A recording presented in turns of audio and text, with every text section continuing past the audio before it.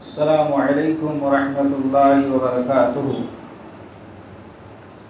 بسم اللہ الرحمن الرحیم، الحمد للہ رب العالمین، والصلاة والسلام علی نبینا محمد وعلی آلہ واصحابہ اجمعین، اما بعد، اعوذ باللہ من الشیطان الرجیم، سبحان الذي أسرى بعبده ليلا من المسجد الحرام إلى المسجد الأقصى الذي باركنا حوله لنريه من آياتنا إنه هو السميع البصير۔ اللہ رب العالمین کی تعریف اور اس کے پیارے نبی جناب محمد رسول اللہ صلی اللہ علیہ وسلم پر درود و سلام کے بعد، آج کی تراویح کی نماز کے اندر 15ویں پارے کی تلاوت کی گئی ہے۔ اس میں دو سورتیں ہیں، سورہ بنی اسرائیل جس کا دوسرا نام سورہ اسراء ہے، اور سورہ کہف، ان دو سورتوں کی تلاوت کی گئی ہے۔ 15ویں پارے سے بھی ہم اور آپ کو بہت سارے پیغامات ملتے ہیں جو انشاءاللہ اختصار کے ساتھ آج کے اس درس کے اندر بیان کیے جائیں گے۔ سب سے پہلا پیغام جو 15ویں پارے سے ہم اور آپ کو ملتا ہے وہ یہ کہ اسلام کے اندر ماں باپ کا بہت بڑا مقام ہے، اس لیے ہمیں چاہیے کہ ہم اپنے والدین کے ساتھ حسن سلوک کا برتاؤ کریں، ان کی اطاعت کریں، ان کی خدمت کریں اور ان کی نافرمانی سے بچیں۔ اللہ رب العالمین نے سورہ بنی اسرائیل کی آیت نمبر 23 میں فرمایا، وَقَضَىٰ رَبُّكَ أَلَّا تَعْبُدُوا إِلَّا إِيَّاهُ وَبِالْوَالِدَيْنِ إِحْسَانًا إِمَّا يَبْلُغَنَّ عِندَكَ الْكِبَرَ أَحَدُهُمَا أَوْ كِلَاهُمَا فَلَا تَقُل لَّهُمَا أُفٍّ وَلَا تَنْهَرْهُمَا وَقُل لَّهُمَا قَوْلًا كَرِيمًا وَاخْفِضْ لَهُمَا جَنَاحَ الذُّلِّ مِنَ الرَّحْمَةِ وَقُل رَّبِّ ارْحَمْهُمَا كَمَا رَبَّيَانِي صَغِيرًا، یعنی اللہ رب العالمین کے سوا تم کسی کی عبادت نہ کرو، اور ماں باپ کے ساتھ حسن سلوک اور بھلائی کرو۔ اگر ماں باپ میں سے ایک یا دونوں بڑھاپے کی عمر کو پہنچ جائیں تو تم انہیں اف تک نہ کہو، اور نہ ہی انہیں ڈانٹو، اور نہ ہی ان کو جھڑکو، اور ان کے ساتھ ادب سے، تمیز کے ساتھ، سلیقے سے ان سے بات کرو، گفتگو کرو، اور عاجزی اور محبت سے ان کے آگے جھکے رہو، اور اللہ سے دعا کرتے رہو کہ اے اللہ ان پر رحم فرما جس طریقے سے انہوں نے بچپن میں میری پرورش کی تھی۔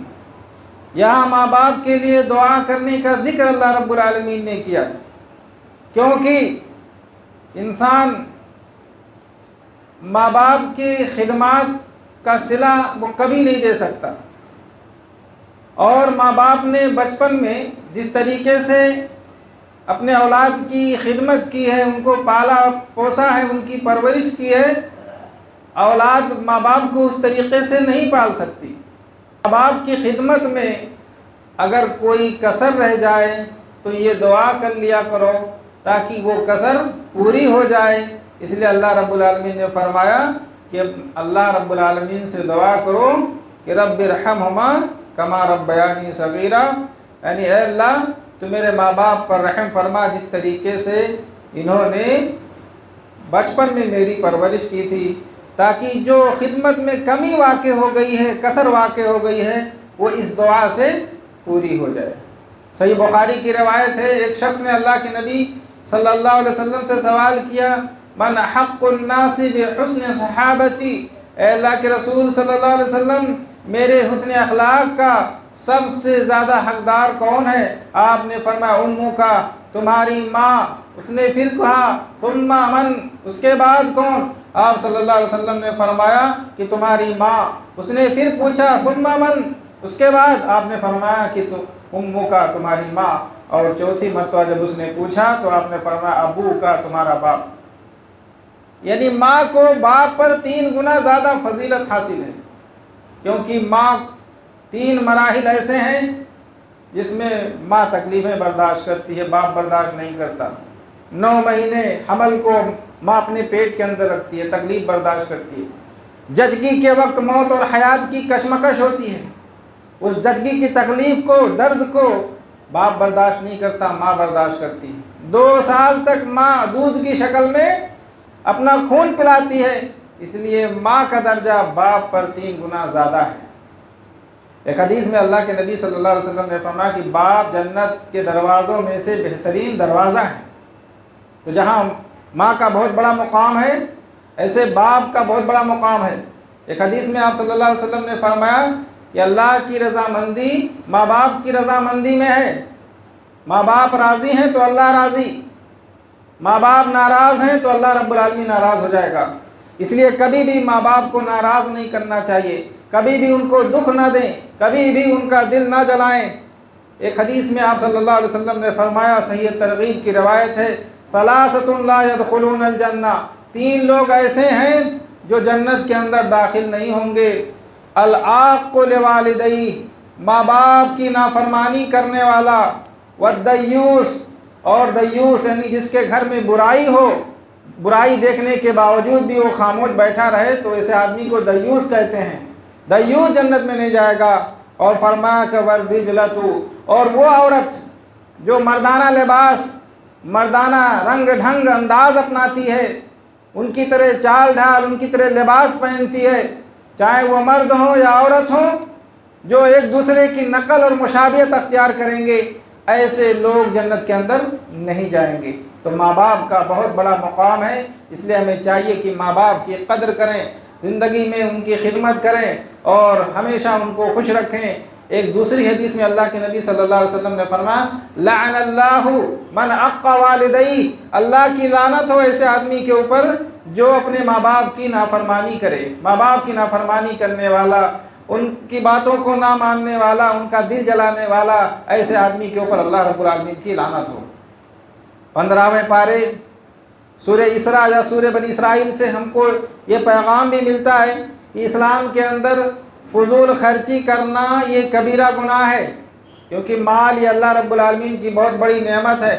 اس کے ذریعے سے انسانی خدمت اور دینی ضرورت پوری کر کے انسان بہت ساری نیکیاں جو ہے کماتا ہے، اور اس کو نیکی کمانے کا موقع ملتا ہے۔ مال کو ناجائز طریقے سے خرچ کرنا اور اس کو غیر شرعی کاموں میں اڑانا، اللہ رب العالمین نے جہاں خرچ کرنے کا حکم نہیں دیا ہے ایسی جگہ پر مال کو خرچ کرنا یہ اللہ رب العالمین کی ناشکری ہے، اور ایسے لوگ شیطان کے چیلے اور شیطان کے بھائی ہیں۔ سورہ بنی اسرائیل کی آیت نمبر 27 میں اللہ رب العالمین نے فرمایا، وَلَا تُبَذِّرْ تَبْذِيرًا إِنَّ الْمُبَذِّرِينَ كَانُوا إِخْوَانَ الشَّيَاطِينِ وَكَانَ الشَّيْطَانُ لِرَبِّهِ كَفُورًا، یعنی تم فضول خرچی نہ کرو، فضول خرچی سے بچو، کیونکہ فضول خرچی کرنے والے یہ شیطان کے بھائی ہیں۔ غور کریں کہ فضول خرچی اتنا برا عمل ہے کہ اللہ رب العالمین نے فضول خرچی کرنے والے کو شیطان کا بھائی قرار دیا ہے۔ آج کل کتنے ایسے لوگ ہیں جو جھوٹی شان و شوکت، سستی شہرت اور ریا، نمود، دکھاوا اور لوگوں میں اپنی پوزیشن بنانے کے لیے، اپنی دھاک جمانے کے لیے بے پناہ بے تحاشا مال کو غیر شرعی انداز میں خرچ کرتے ہیں اور بے پناہ مال کو لٹاتے ہیں۔ اس کے بہت سارے نقصانات ہیں۔ قیامت کے دن اللہ تبارک و تعالی ہم سے جہاں بہت سارے سوالات کرے گا، اس میں سے ایک سوال یہ بھی ہوگا کہ مال کو کہاں سے کمایا اور کہاں خرچہ کیا۔ ترمذی کی روایت ہے، اللہ کے نبی صلی اللہ علیہ وسلم نے فرمایا کہ لا تزول قدم عبد یوم القیامت حتی یسأل عن 4، بندے کے قدم قیامت کے دن اللہ رب العالمین کی بارگاہ سے ہل نہ پائیں گے جب تک کہ اس سے 4 چیزوں کے بارے میں سوال نہ پوچھ لیا جائے۔ ان عمرہ فیما افناہ، عمر کے بارے میں سوال ہوگا، عمر کو کہاں گزاری۔ وعن شبابہ فیما ابلاہ، جوانی کے بارے میں پوچھا جائے گا، جوانی کو کہاں کھپایا۔ علم کے بارے میں پوچھا جائے گا، ان علمہ ماذا عمل فیما علم، جو جانا اس پر کہاں تک عمل کیا۔ علم جو جمع کیا، جو جانا سمجھا، اس پر کہاں تک عمل کیا۔ وعن مالہ من این اکتسبہ وفیما انفقہ، اور مال کو کہاں سے کمایا اور کہاں خرچہ کیا، یہ بھی اللہ تبارک و تعالیٰ کل قیامت کے دن ان سے پوچھے گا۔ اس لیے مال اللہ نے اگر دیا ہے تو اس نعمت کی قدر کریں، جائز طریقے سے خرچ کریں۔ 15ویں پارے سے ہم اور آپ کو یہ پیغام ملتا ہے کہ اولاد کو قتل نہ کیا جائے، اولاد کو قتل نہ کیا جائے، کیونکہ اولاد کا قتل کرنا یہ کبیرہ گناہ ہے۔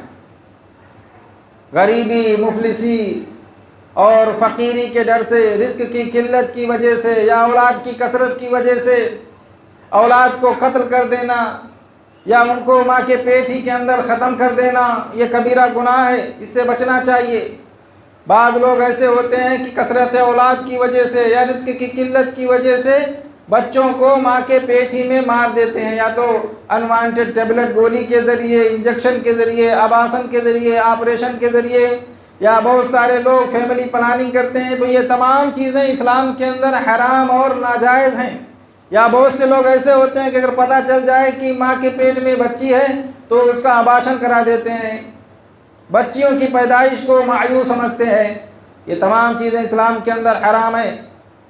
سورہ بنی اسرائیل کی آیت نمبر 31 میں اللہ رب العالمین نے فرمایا وَلَا تَقْتُلُوا أَوْلَادَكُمْ خَشْيَةَ إِمْلَاقٍ، اپنے اولاد کو غریبی کے ڈر سے، فقیری کے ڈر سے، قلاشی کے ڈر سے، مفلسی کے ڈر سے قتل مت کرو۔ نَحْنُ نَرْزُقُهُمْ وَإِيَّاكُمْ، ہم ان کو بھی روزی دیتے ہیں اور تم کو بھی روزی دیتے ہیں۔ روزی دینے والا اللہ ہے، لہذا اس کے خوف سے تم ان کو قتل مت کرو۔ ان قتلہم کان خطأ کبیرا، اولاد کو قتل کرنا یہ بہت بڑا گناہ ہے۔ اور ایک حدیث میں اللہ کے نبی صلی اللہ علیہ وسلم نے فرمایا، صحیح بخاری کی روایت ہے، آپ سے پوچھا گیا کہ شرک کے بعد سب سے بڑا گناہ کون سا ہے؟ شرک کے بعد سب سے بڑا گناہ کون سا ہے؟ آپ نے فرمایا ان تقتل ولدک خشیۃ ان یطعم معک، کہ تم اس ڈر سے اپنے اولاد کو قتل کر دو کہ وہ تمہارے ساتھ کھائے گا، تمہارے ساتھ کھائے گا، اس ڈر سے اپنے اولاد کو قتل کر دو۔ یہ کبیرہ گناہ ہے، شرک کے بعد سب سے بڑا گناہ ہے۔ اس لیے اولاد اللہ کی نعمت ہے، ان کی قدر کریں اور ان کی اچھی پرورش کریں۔ رزق کی ذمہ اللہ رب العالمین کے اوپر چھوڑ دیں، اللہ رب العالمین ہی رزق دینے والا ہے۔ اسی طریقے سے 15ویں پارے سے ہم اور آپ کو یہ پیغام ملتا ہے کہ تکبر اور اترا کے چلنا یہ اللہ رب العالمین کو ناپسند ہے۔ اللہ رب العالمین متکبر اور گھمنڈی لوگوں کو پسند نہیں کرتا، جو زمین کے اوپر اترا کے چلتے ہیں، اکڑ کے چلتے ہیں۔ اللہ رب العالمین ایسے لوگوں سے نفرت کرتا ہے۔ اللہ نے سورہ بنی اسرائیل کی آیت نمبر 37 میں فرمایا وَلَا تَمْشِ فِي الْأَرْضِ مَرْحًا إِنَّكَ لَن تَخْرِقَ الْأَرْضَ وَلَن تَبْلُغَ الْجِبَالَ طُولًا، یعنی تم زمین میں اکڑ کر مت چلو، زمین میں تم اکڑ کر مت چلو، تم زمین کو پھاڑ نہیں سکتے اور نہ ہی پہاڑ کی اونچائی تک پہنچ سکتے ہو۔ تم انسان ہو، تم انسان ہی رہو۔ زیادہ اکڑ یہ انسان کے لیے ٹھیک نہیں ہے۔ اللہ رب العالمین متکبر لوگوں کو پسند نہیں کرتا۔ اللہ رب العالمین ایسے لوگوں سے نفرت کرتا ہے جو تکبر و غرور و گھمنڈ دکھاتے ہیں۔ جیسا کہ صحیح بخاری کی روایت ہے، اللہ کے رسول صلی اللہ علیہ وسلم نے فرمایا کہ بینما رجل یمشی فی حلۃ تعجبہ نفسہ مترجل رأسہ یختال فی مشیتہ اذ خسف اللہ بہ الارض فہو یتجلجل الی یوم القیامہ۔ اللہ کے نبی صلی اللہ علیہ وسلم نے فرمایا کہ ایک شخص قیمتی لباس پہن کر کے اتراتے ہوئے، بالوں میں کنگھی کرتے ہوئے، بہت ہی متکبرانہ چال چلتے ہوئے جا رہا تھا۔ اذ خسف اللہ بہ الارض، اللہ رب العالمین نے زمین کو پھاڑ دیا اور وہ زمین میں دھس گیا۔ فہو یتجلجل الی یوم القیامہ، اور قیامت تک وہ زمین میں دھستا ہوا چلا جائے گا۔ ہمارا ایمان اور عقیدہ ہے کہ وہ اب بھی زمین میں دھستا ہوا جا رہا ہے، کیونکہ اللہ نے قیامت تک کا ذکر کیا ہے، یعنی قیامت تک وہ زمین میں دھستا ہوا چلا جائے گا۔ تو تکبر یہ اللہ رب العالمین کو بہت ناپسند ہے۔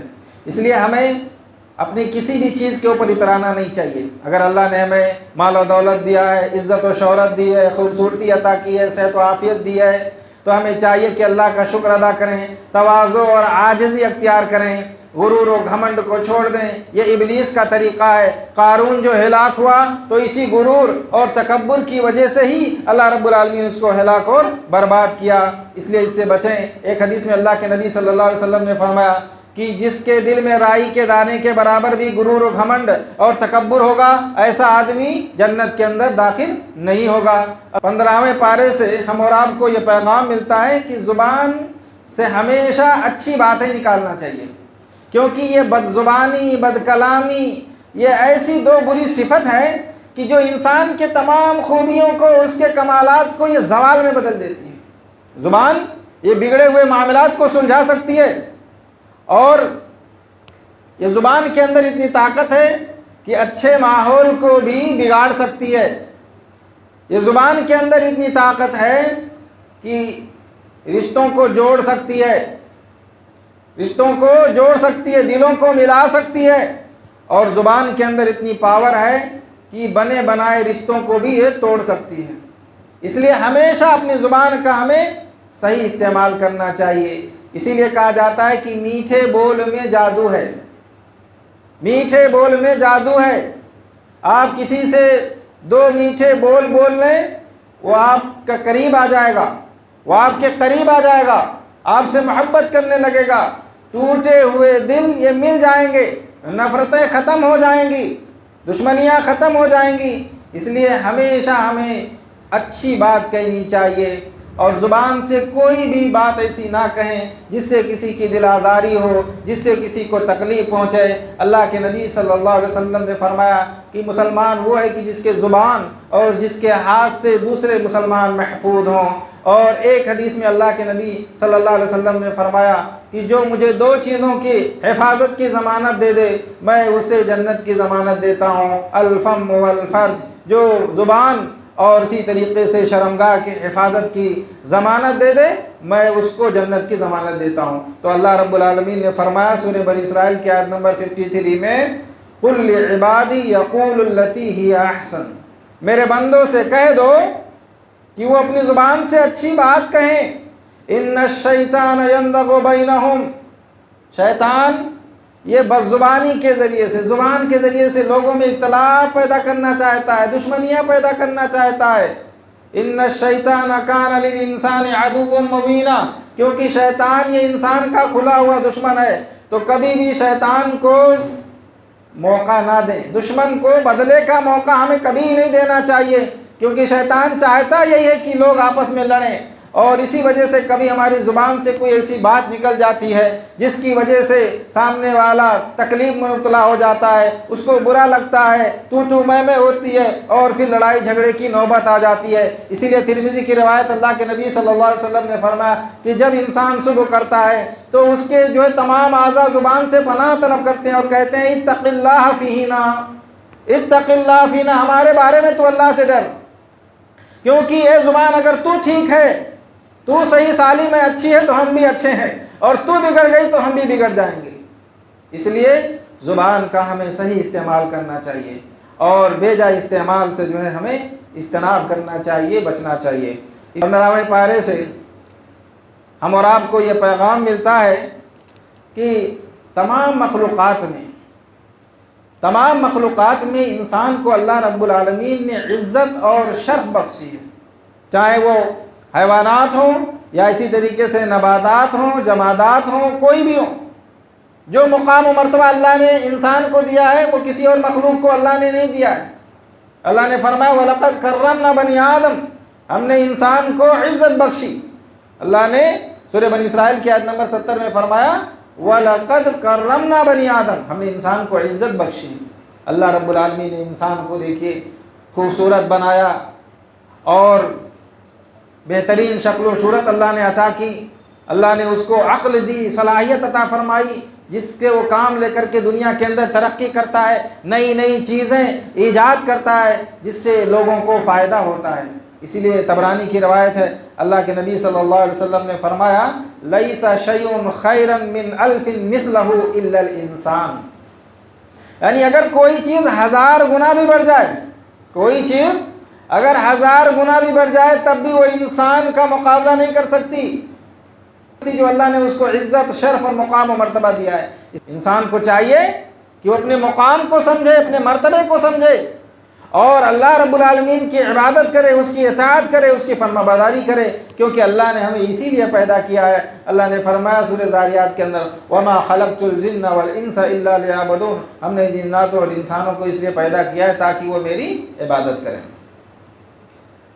15ویں پارے سے ہم اور آپ کو یہ پیغام بھی ملتا ہے کہ پانچوں نمازوں کی پابندی کے ساتھ ساتھ ہمیں تہجد کی نماز کی بھی پابندی کرنی چاہیے. اللہ رب العالمین نے سورہ بنی اسرائیل کی آیت نمبر 76 میں فرمایا اقم الصلاۃ لدلوک الشمس الی غسق اللیل وقرآن الفجر ان قرآن الفجر کان مشہودا ومن اللیل فتہجد به نافلۃ لک عسى ان یبعثک ربک مقاما محمودا. اللہ رب العالمین نے فرمایا کہ نماز قائم کرو، نماز قائم کرو سورج کے ڈھلنے سے لے کر رات کی تاریکی تک. سورج کے ڈھلنے سے مراد ظہر اور عصر کی نماز ہے، اور غسق اللیل میں مغرب اور عشاء آ جاتے ہیں. وقرآن الفجر، اور فجر کا قرآن پڑھنا بھی یعنی فجر کی نماز بھی پڑھو، کیونکہ ان قرآن الفجر کان مشہودا، فجر کا قرآن پڑھنا یہ فرشتوں کے حاضر ہونے کا وقت ہے. اس وقت فرشتے حاضر ہوتے ہیں، دن کے فرشتے بھی حاضر ہوتے ہیں اور رات کے فرشتے بھی حاضر ہوتے ہیں. اور جب اللہ رب العالمین کے یہاں جاتے ہیں، اللہ کے پاس جاتے ہیں، تو اللہ پوچھتا ہے کہ تم نے میرے بندوں کو کس حال میں پایا؟ تو فرشتے کہتے ہیں کہ اللہ جب ہم گئے تھے تب بھی وہ نماز پڑھ رہے تھے، اور جب ہم وہاں سے آئے تب بھی وہ نماز پڑھ رہے تھے. تو اس میں اللہ نے پانچوں وقت کی نمازوں کا ذکر کر دیا. اقم الصلاۃ لدلوک الشمس الی غسق اللیل وقرآن الفجر ان قرآن الفجر کان مشہودا، یعنی ظہر، عصر، مغرب، عشاء اور فجر کی نمازوں کی پابندی کرو. اس کے بعد اللہ رب العالمین نے فرمایا وَمِنَ اللَّيْلِ فَتَهَجَّدْ بِهِ نَافِلَةً لَكَ، رات کے کچھ حصے میں تہجد کی نماز بھی پڑھا کرو. فرض نماز کے بعد سب سے افضل نماز رات کی نماز ہے، اس لیے ہمیں اس کی پابندی کرنی چاہیے. اس کے پڑھنے سے اللہ رب العالمین ہمارے درجات کو بلند کرتا ہے، ہمارے گناہوں کو اللہ مٹا دیتا ہے. اللہ رب العالمین ہمارے نیکیوں میں اضافہ کرتا ہے. اللہ رب العالمین ہمیں صحت اور عافیت عطا فرماتا ہے، جیسا کہ صحیح الجامع کی روایت ہے. اللہ کے رسول صلی اللہ علیہ وسلم نے فرمایا علیکم بقیام اللیل، قیام اللیل کو، تہجد کی نماز کو اپنے اوپر لازم کر لو. فإنہ داب الصالحین قبلکم، کیونکہ یہ تم سے پہلے کے جو ہمارے اسلاف اور صالح نیک لوگ گزرے ہیں، یہ ان کا شیوا اور ان کا طریقہ تھا، وہ تہجد کی نماز کی پابندی کرتے تھے. وقربۃ الی ربکم، تہجد کی نماز پڑھنے سے اللہ رب العالمین کی قربت حاصل ہوتی ہے، اللہ کے مقرب بندوں میں تمہارا شمار ہو جائے گا. ومنہات عن الاسم، تہجد کی نماز پڑھنے والا گناہوں سے بچ جاتا ہے، اللہ رب العالمین اس کو گناہوں سے بچا لیتے ہیں. اور فرمایا ومکفرۃ للسیئات، اور یہ گناہوں کے کفارے کا ذریعہ ہے. اس سے اللہ رب العالمین گناہوں کو مٹا دیتا ہے. تہجد کی نماز پڑھنے سے گناہ مٹتے ہیں. اللہ رب العالمین تہجد کی نماز کی پڑھنے کی برکت سے ہمارے گناہوں کو مٹا دیتا ہے.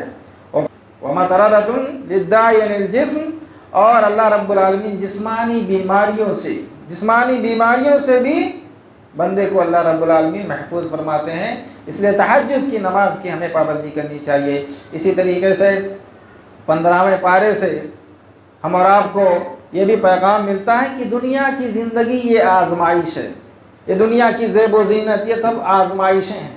اللہ رب العالمین ہمیں یہ عطا کر کے دیکھنا چاہتا ہے کہ کیا میرا بندہ میرا شکریہ ادا کرتا ہے، یا انہی میں کھو کر کے میرے ذکر سے، آخرت سے، اپنی موت سے، قبر سے وہ غافل ہو جاتا ہے. یہ اللہ دیکھنا چاہتا ہے کہ کیا میرا بندہ ان نعمتوں کو پانے کے بعد، دنیا کی نعمتوں کو پانے کے بعد کیا مجھے یاد رکھتا ہے یا بھول جاتا ہے، کیا میرا شکریہ ادا کرتا ہے یا مجھ سے غافل ہو جاتا ہے، آخرت سے غافل ہو جاتا ہے. سورہ کہف کی آیت نمبر 7 میں اللہ رب العالمین نے فرمایا اِنَّا جَعَلْنَا مَا عَلَى الْأَرْضِ زِينَةً لَهَا لِنَبْلُوهُمْ أَيُّهُمْ أَحْسَنُ عَمَلًا، یعنی ہم نے زمین میں جو کچھ بھی ہے، ہم نے یہ زمین کی رونق کے لیے بنایا ہے. یہ زمین کی رونق ہے، زمین میں جو کچھ بھی ہے یہ زمین کی رونق ہے، تاکہ ہم آزمائیں کہ کون نیک عمل کرنے والا ہے. اللہ رب العالمین ہمیں آزمائش میں ڈالنے کے لیے، آزمانے کے لیے اللہ رب العالمین یہ دنیا ہمیں دیتا ہے، تاکہ کیا ہم دنیا دار ہوتے ہیں یا ہم آخرت کے طلبگار ہوتے ہیں. اس لیے ہر حال میں ہمیں آخرت کے طلبگار بننا چاہیے۔ ایک حدیث میں اللہ کے نبی صلی اللہ علیہ وسلم نے فرمایا کہ جو دنیا طلب کرتا ہے وہ آخرت برباد کرتا ہے، اور جو آخرت کے پیچھے بھاگتا ہے تو اس کی دنیا برباد ہو جاتی ہے۔ فرمایا کہ باقی کے بدلے فانی کو خراب ہونے دو، یعنی دنیا جا رہی ہے تو جانے دو، آخرت جو ہے برباد نہ ہونے پائے، آخرت کی جو ہے فکر کرو۔ اسی طریقے سے آخری بات، آخری پیغام جو ہمیں 15ویں پارے سے ملتا ہے وہ یہ کہ مستقبل میں، فیوچر میں، آئندہ قریب میں جب بھی ہم کوئی کام کرنا چاہیں تو ہمیں چاہیے کہ اس کام کرنے سے پہلے انشاءاللہ کہہ لیا کریں، کیونکہ اللہ فرماتا ہے وَمَا تَشَاءُونَ إِلَّا أَن يَشَاءَ اللَّهُ، تم کچھ بھی نہیں چاہ سکتے جب تک اللہ رب العالمین نہ چاہے۔ جب تک اللہ نہ چاہے تم کچھ بھی نہیں کر سکتے۔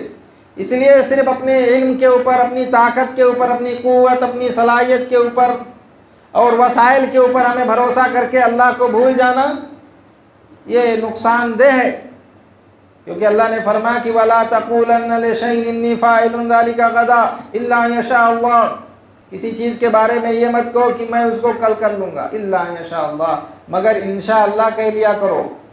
انشاءاللہ نہیں کہو گے پتہ نہیں اللہ کی توفیق ملے یا نہ ملے، پتہ نہیں وہ تمہارا کام کمپلیٹ ہو یا نہ ہو، پتہ نہیں وہ کام تمہارا مکمل ہو یا نہ ہو، پتہ نہیں وہ تمہارا کام پائے تکمیل سے پہنچے یا نہ پہنچے۔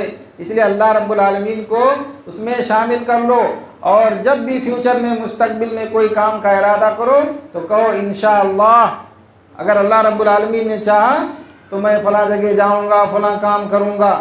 آج ہمارے جو کام، پروجیکٹ یہ جو ادھورے رہ جاتے ہیں، ہمارے سپنوں کے شیش محل جو چکنا چور ہو جاتے ہیں، اور اس کی وجہ یہی ہے کہ ہم نے صرف اپنی صلاحیت پر، اپنے وسائل پر بھروسہ کر لیا ہے، اللہ رب العالمین کو ہم بھول بیٹھے ہیں۔ اللہ رب العالمین کو کبھی نہ بھولیں۔ کسی نے کہا کہ مدعی لاکھ برا چاہے تو کیا ہوتا ہے؟ وہی ہوتا ہے جو منظور خدا ہوتا ہے۔ اللہ جب تک نہ چاہے کچھ نہیں ہو سکتا۔ اس لیے اللہ رب العالمین کو یاد رکھیں، اور کوئی بھی کام کرنے سے پہلے، کوئی بھی بات کہنے سے پہلے ہمیں انشاءاللہ کہہ لینا چاہیے، تاکہ اللہ رب العالمین کی توفیق اور اللہ رب العالمین کی مدد اس کے اندر شامل رہے۔ دعا ہے کہ اللہ رب العالمین ہمیں ان باتوں پر عمل پیرا ہونے کی توفیق عطا فرمائے اور ہمیں قرآن فہمی کی توفیق بخشے۔ آمین۔ وآخر دعوانا الحمدللہ رب العالمین، والسلام علیکم ورحمۃ اللہ وبرکاتہ۔